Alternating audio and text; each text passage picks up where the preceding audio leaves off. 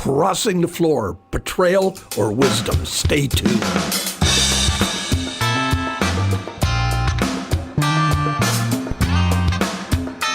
It is the Jim and Terry Show coming to you from the Hobbit Hole Studio in Bob Cajun. I'm one of your hosts, Retired Guy Terry. And I'm the full from a wonderful breakfast, Jim.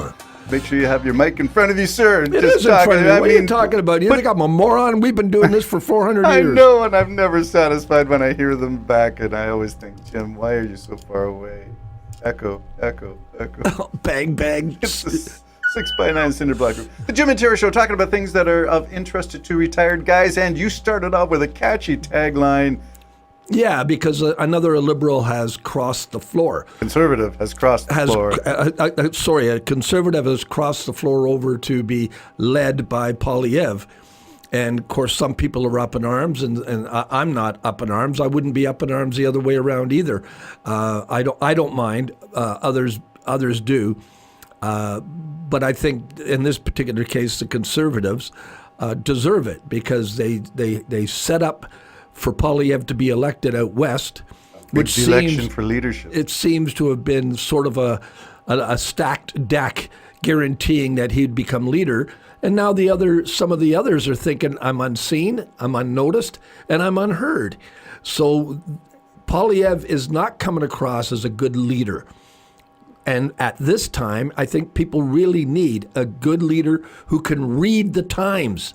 And that's the important thing, I think, Terry. Okay, what about the counter-argument that people will give you, which is the people of the riding voted for that member, and if that member was a conservative and then crosses the floor, is that the betrayal of the people?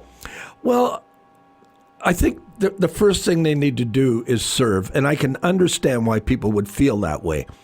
I probably would too. But nevertheless, it is part of what happens in our government. It's always happened, never ever to the point of putting another party in majority. Never been done ever. But again, this is interesting times. So I look at it as in our democracy, which Canada has a great opportunity to really promote and be, the next election, you just vote them all out. If you don't like them, you don't like them. But with trying times like this, I think a lot of people do not want a Northern Trump. And I think the same thing is in danger for maybe Ford as well. They don't want a Northern Trump. And as far as because the conservatives want to push through that special act where they can just make decisions without going to the government. And I think that may backfire on them. Now, I don't mind that only if they stop all corporate donations. All corporate donations. That's interesting. And then you cannot have someone in that corridor connected with you benefiting from your decision to make that corridor special. Why are corporations allowed to donate to political parties? It's worse in the United States. You've heard of Citizens United. Yep. That changed everything, and I think that was in Reagan's day. Don't quote me on that, but it's been around for a while. Unlimited deep pockets for corporations to back any Well, the political answer party. to your question is pure corruption. You're right. That's the answer Preach, to the corruption. brother. Yeah, well, it is. Yes. And I believe, get back to the old maybe Abraham Lincoln time. I don't know if they had any sponsors back then. It's like a But, Abraham you're Lincoln. going to have to start going door to door and raising from the public, your people, giving $20 here, $10 there to get you that plane ticket to go out to Calgary. All Calgary. public. Yeah, all You public. Small donors. Yeah. You yeah. get it from the people. They elect you, Yeah. and you represent. And I also would include in that unions. No donations from Yes. any group. No, you might as well consider them a corporation, and the same Yeah. rules should apply. Yeah. Now, it's because of Citizens United that I think unions have taken up the representation of the people, at least general laborers and blue-collar types. So I see that as a counter to Citizens United corporate. I still can't believe that exists, but you're right. Let's get rid of corporations financing anything Anything. outside of public corporate partnerships, in which case it better be spelled out exactly how the money's going, because it's people's money. And we do have a problem because we have so many people with that would be against any government at any time. You're always going to have All the naysayers. You got all the groups from indigenous people to environmental people. Yeah. You got everything that you got to go through. And if you really got to break through and get a country moving, you got to get moving. You can get moving, but you need to hear at least. There's got to be one round of at least of open dialogue. Yeah. You can't say we don't have any consultation. Well, it should be honed in on the old-fashioned way too, with speeches, with talking, with pleading, with convincing people that this is the right move. Please, maybe there's a place for referendums, not separating from Canada, but get it moving. You got to get it moving. Get it moving fast. But the sad thing is when corruption comes involved and almost everybody in power is corrupt, then you go, I can use this to get my 3 McDonald's on that line, or I can get this to get, whatever else I want other than for the interest of the nation.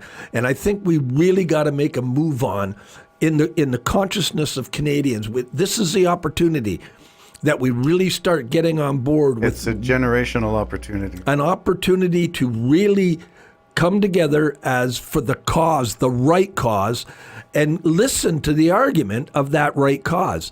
Once it just becomes your cause and it's the right cause because you're too stupid, then you got corruption, I'm sounding so You're a little hostile this morning. The Jim and Terry show is not usually that edgy, but we'll go there.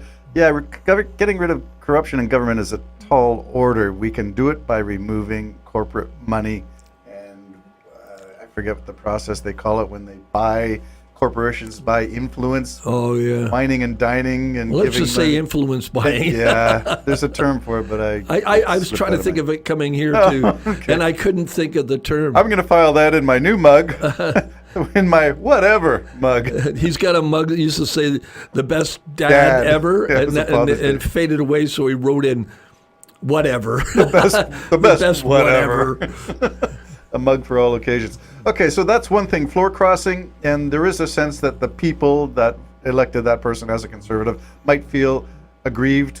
So we have to deal with that. I'm not sure what the process is. Let them run another by-election as soon as you cross the floor and see if you still got the confidence of the people, or is that an undue expense now because someone chooses to vote with their feet, as I've always said? You can ask those questions at your town halls and everything else. Okay. Would you cross the floor for any reason?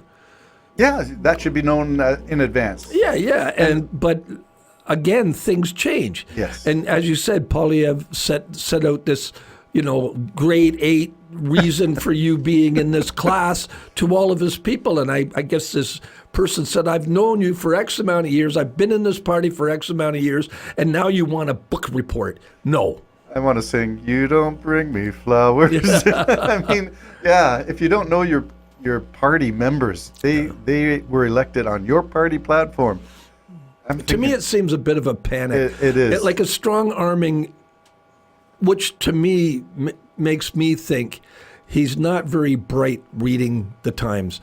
Is it him or is it his support group? Well, it might be a support group, but the same idea. You know how mad I am at Trump's support group. Yeah, the enablers. I mean, they're letting him just go crazy.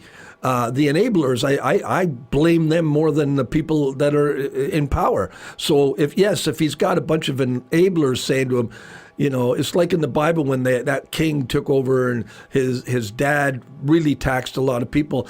And he said, I'm going to cut the taxes. And his friends said, wasn't even his council, his friends said, no, don't you do, you'll look weak. Up those taxes, up them. And of course, it was his downfall. This chest-puffing macho, I'm doing it on my own. I think that's why Carney's coming out looking so nice. He is the Canadian, humble. And I'll tell you another thing. I didn't know that Carney was an advisor to Trudeau. Just remember now, I can see hear everybody on the other line, but think about this. If I had known, I would have really admired, I wish I had known Carney then. Because remember what the Conservative leaders said about Trudeau's policy through COVID? Brilliant. The best, that's Carney. That's Carney. So I wish I had known that, so I have even more admiration. And those listening to us, like me, who are conservatives, remember that. You had Brian Mulroney and a few others coming up and saying, I'm sorry, the Liberal Party brought us through this better than any other government, I believe they said, that we know. So that would have been Carney's advice for this is where you want to put your money. This is who you want to bail out. As opposed to buying Spalani and Strump's Bitcoin and put in CPP Bitcoin. You got to take a look at it and shake your head. And He's going to be on their money, Terry. And he's still alive. God, he's still alive. I don't know when he's not going to be alive, but he is still alive. All right.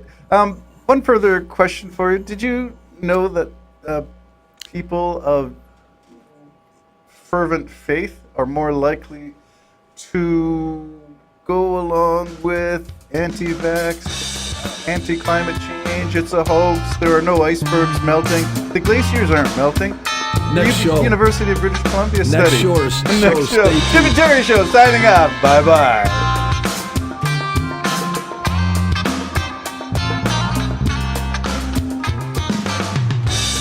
It's complicated, this relationship I have.